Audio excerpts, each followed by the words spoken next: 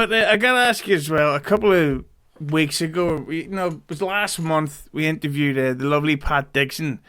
Lovely smile, lovely head of hair, just all round lovely, lovely man. And but I have to say that as a Pat Dixon fan, and again, I like the guy. He was kind of in this phase of passing the blame for everybody. It's Gino's fault that this happened, even though Pat's the one that punched him. It's Chrissy Mayer's fault for this, even though they had their shit going on, and it's Brennan's fault, and it's this person's fault, and all this shit. Where he fucking flat out, and I thought this was kind of weird, seemed to put the blame on you for Compound Media, not closing down, but moving down. I thought it was kind of weird to do that, because it's obviously, well, I didn't agree. But from your perspective, what was your thoughts on where did he say that on this show? He did. Okay, I'll have to go back and check that out. Yeah, wasn't my doing for the decline of compounding or any of that stuff. I do what I'm told, at least in that position there. I don't handle any of the finance stuff, so I had nothing to do with that. And look, when you have a boss that wants things to go a certain way, and it's my job to either execute that or not do certain things that other people want. That was my only position there. I mean, that was one of my jobs. It wasn't my main job, but it was one of them. And I could only do what was asked of me, or what was wanted to do for the direction of the company. And there were times I used to try to, and Ant will attest to this, there were times I used to try to change a lot of the programming. I used to try to change a lot of the content that they were doing, because like, why aren't we getting more ads? Why aren't we getting it? Because you can't sell this kind of stuff the way they were doing it. But then it got to the point where they didn't care about the ads. They didn't care about all those things. So it's like, all right, I'm here to do what you want me to do, so that's what I'm doing. And everybody else was responsible for the content of their own shows, whether people like them or not. That's the fault of the hosts, not of the company. Do you think, in a way, that Compound Media was a good idea that went too big too soon? Because, like, obviously it's okay in hindsight, but I always thought that if Kumia had have done like a free show for a few months or a year, he'd have been up on that Rogan, Adam Carolla. Well, he's not so big anymore, but he'd have been up on that level. Like, do you think they're going straight into a paywall service with multiple shows? Was it also its downfall? Well, I wasn't there for any when they went to expand, to add other shows and move it into a facility in New York and all that. I was there way after the fact. So those were decisions Keith and him made long before I was there. The paywall thing, I think at the time he had to, just because of everything that was surrounding why he left Sirius. So he had to do what he had to do. But eventually there should have been a way that we opened it up a bit more. It was just going to be difficult with the way the content went, because a lot of the content you wanted to open up for free would not fly on YouTube and other platforms. So you kind of became stuck behind the paywall, where you couldn't, unless you did a drastic change, you couldn't get out from that, just because the way all the other platforms are run. If I was around back at that time, I think Ant should have just stayed a solo entity, and he could have been something like a Corolla, or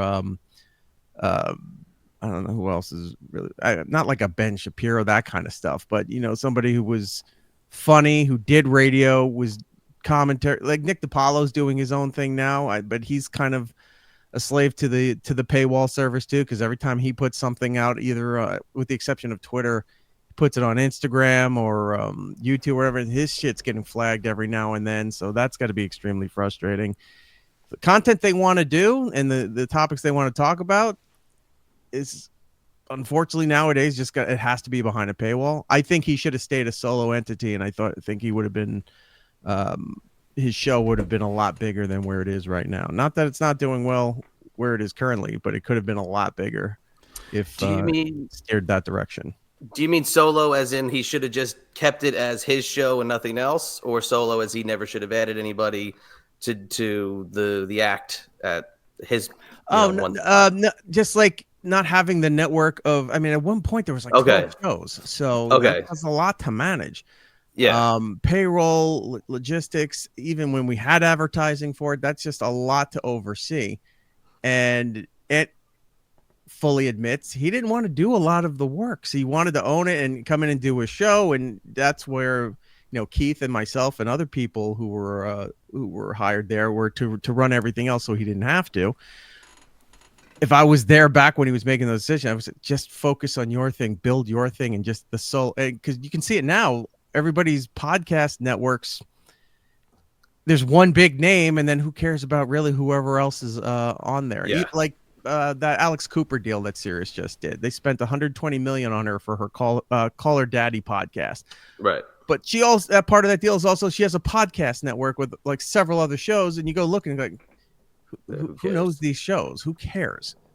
You're paying for her. It should have just been him. But what you said, Eric, makes a lot of sense because, like, take In Hot Water, for example. I thought that Gino and Aaron Berg were fucking hilarious together. Mm-hmm. But if you watch their stuff and they're doing jokes about and they're using certain words that you can't use and then they're showing, like, shit, scat porn and stuff, how can you put that online to promote it?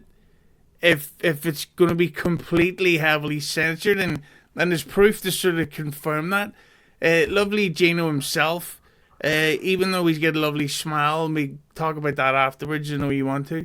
Right. His own YouTube channel got nuked because he like violated every term of service, and now he's doing fucking what do you call it? Fucking the Rumble, is that what it's called? Yeah. So he's doing Rumble only, and you just think, but that's because you were being stupid. You didn't know what you were doing. You didn't play by the rules, and you fucked yourself over. So in a weird way, any of the criticisms he may have had about how a compound was run, they've all been proven right. And the same with Pat Dixon. He get kicked off YouTube twice. I don't specifically know why, but whatever he was talking about, it's like, so maybe accept the blame on this one and take the responsibility. Right, Chad? I agree, but that whole lineup, I completely agree with what Erock's saying. Is like, they never needed to be anybody but Anthony on Compound Media because he's the draw. And when it first came out, you wanted to hear what his show was, and that's it. Period. End of story. I never had any interest in any show but Anthony, so I never subscribed because I never wanted to hear it. And if anything popped up for free on YouTube, that's when I would check it out. A lot of times, if you don't have a lot of professional people being put into a professional spot, they're not going to know what to do. So if they're controlling their own content and they're throwing out scat porn, like you're saying, they're not going to realize you can't do that. So, I'm not surprised that it ended up getting a little too much. And like you were saying, 12 people or so at the time, it's a lot. But turd? A lot of turds, but it should have stayed Anthony, and it'd probably still be just Compound. Live from the Compound by itself was a great show, so should have just stayed that. But what you were saying when you were describing In Hot Water was very funny with Aaron and Gino, and then it did start going into spiraling directions with some of the content and the material they were showing on screen and saying on screen, and then expecting that it was going to get bigger or it was going to reach more people because you're uncensored doesn't always mean that it's always going to be entertaining or hilarious. It loosens the reins a little bit for you to talk about subjects and go in weird directions and explore conversation and stuff. But when you're going so hard in the paint to things that aren't just taboo, it's just it's going to fuck with business in the future. It's going to fuck with your comedy dates. It's going to fuck with everything just because the world isn't tolerant of it, or the world's not going to accept it. And no business, no matter what they stand for, is going to accept it. You're stuck behind the paywall. You'll always be behind the paywall. And the second you come out of the paywall is when they all got fucked. And because they didn't manage their stuff, that they weren't paying attention. And like you said with Gene, I don't know what the exact reasons why Pat lost his YouTube thing, but for Gino's thing, it was a stupid error that could have been easily avoided if he would pay attention to his stuff. But he wants to come on there and just rattle and spout off what Gino does, and that's fine. That's why people like him, or maybe that's why they hate him, but they're watching him for either way. But you have to be mindful of some of these things where you're now your own business. You got to pay attention to these things, and they didn't. And unfortunately, that's the world you live in right now. You want to do what you want to do, but okay, you got to find a place to do it. Those aren't the places to do it. So, did you ever feel the compound? Obviously, it was a paying job for you, but did you ever feel that there was a time before it ended that was a right time for it to end? Wait, was there a right time for Compound to end? I don't even know what I just said. Do you think that Compound Media should have ended earlier than when it did?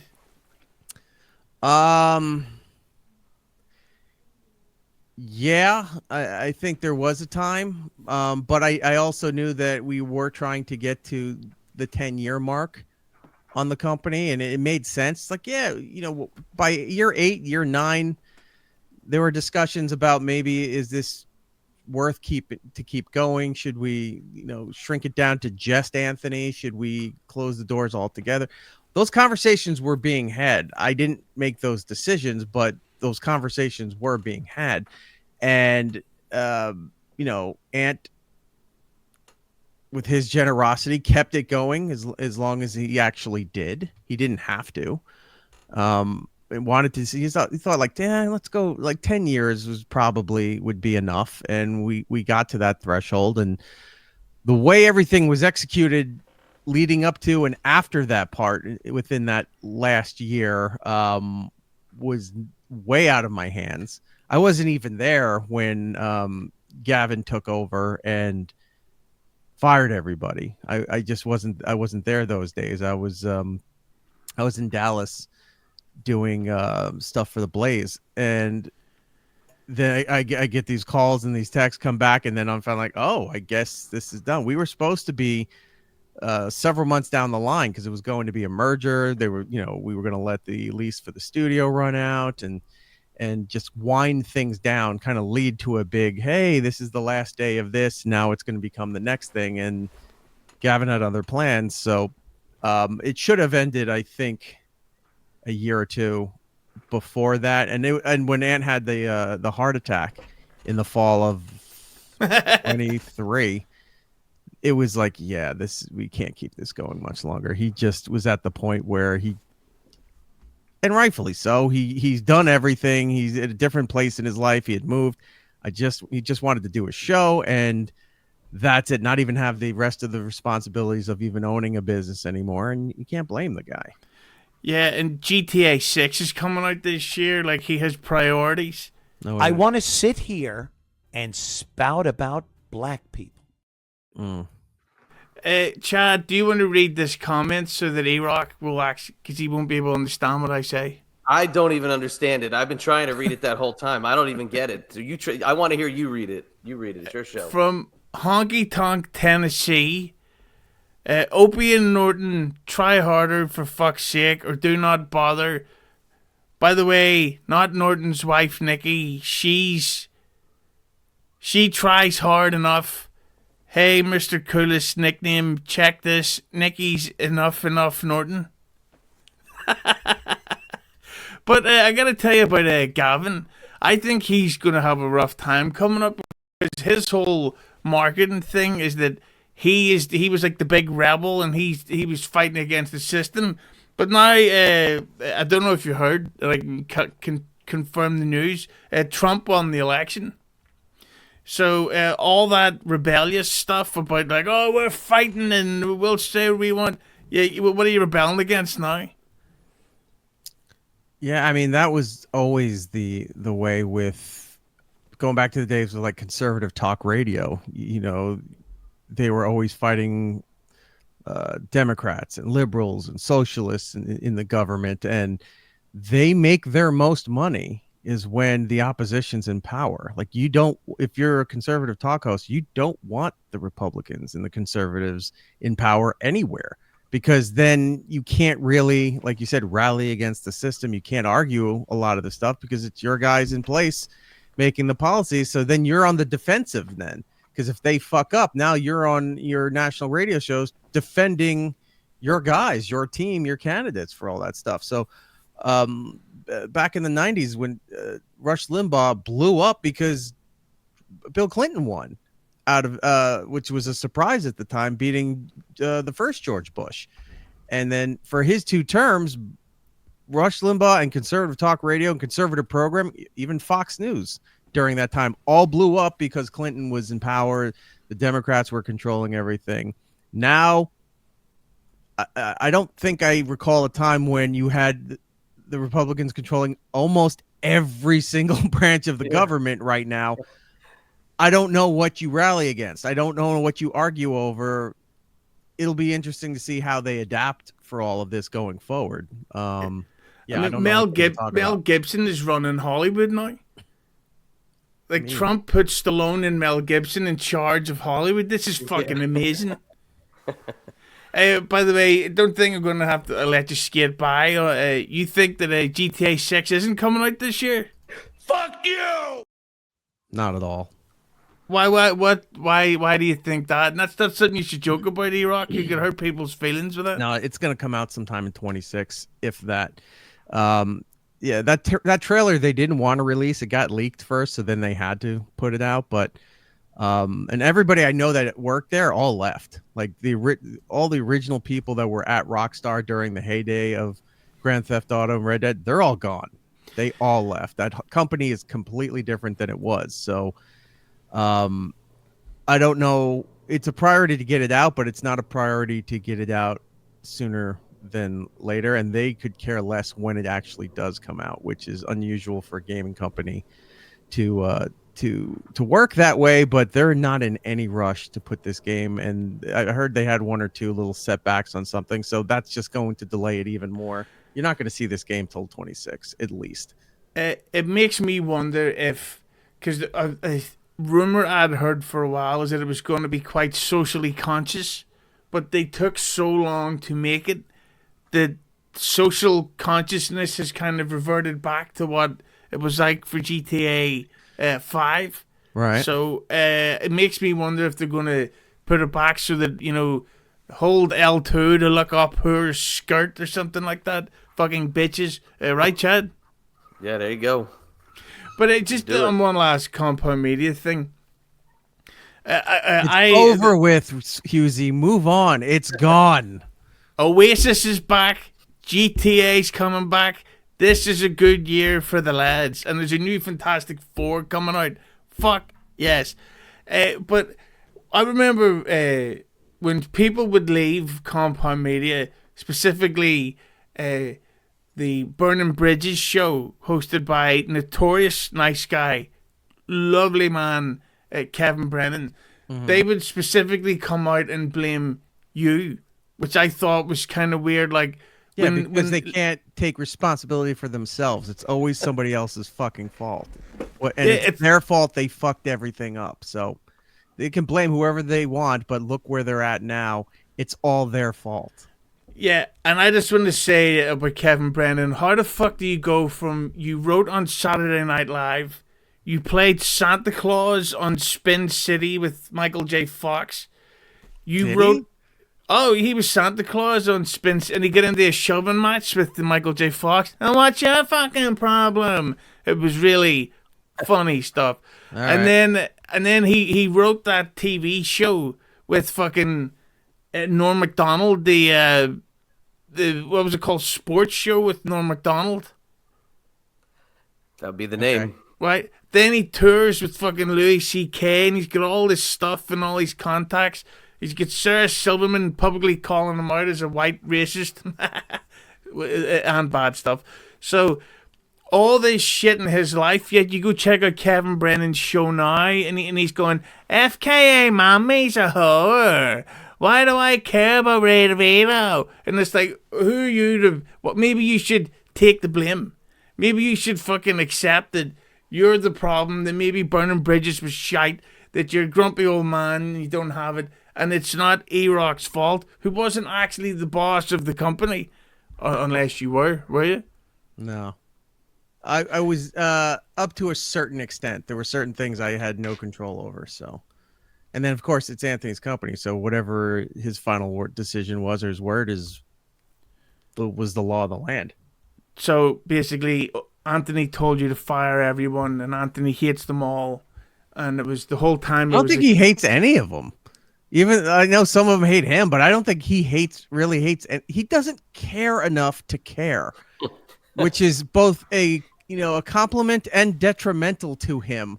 That he doesn't care enough about anything, the stuff he should care about or the stuff he shouldn't care about. He doesn't care about any of it. He just wants to play his games, do his show, yell about certain people on social media platforms, and then go and play video games and live. If you think about it, he's got like the ideal life of like a teenager or a college student, and God bless him. He's got the means to do it. That's where he's at in his life. And that's how he's going to go out way down the line, just living and being what he was. Yeah. He doesn't care. He doesn't care. I want to sit here and spout about black people. See, he even admits it. And he is. Go ahead. So wait, so Erock's saying, so it's all your fault, right? No, not at all. Okay. No. It's all Aaron Berg's fault. Aaron Berg, of course. Yes, it's Aaron's fault for leaving. That's what caused the collapse of Compound. Yeah, the star of Uwe Boll film. So there you go. And they say the Compound barely doesn't get that raise your name profile. Well, I rarely get the chance to say it out loud.